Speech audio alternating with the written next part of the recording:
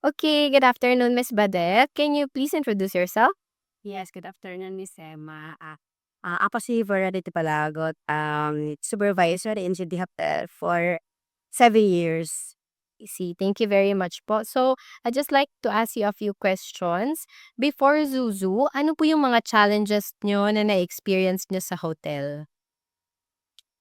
Ah, Madami. Siguro, ang isa sa mga na-experience pa sa hotel na naisiya ako dito, yung sa isang araw, minsan, ang guest namin isa lang, gano'n.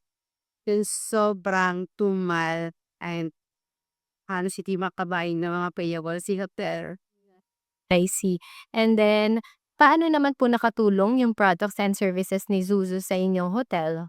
Yes, ito kasi Susu Hotel, totoo lang, sa una hindi gano'n andali yung mapapadala ng guest sa'min, siyempre bago pa lang kinikilala pa yung City Hotel. Pero as of now, nararamdaman na namin dito na habang tumatagal, everyday halos may guest na silang pinapadala sa amin. So, improving pa ang sales namin as I said.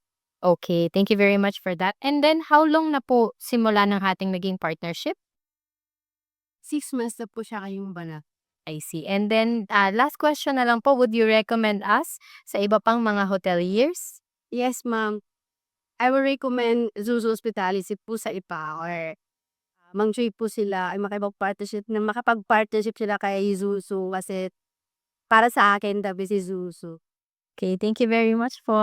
Salamat po.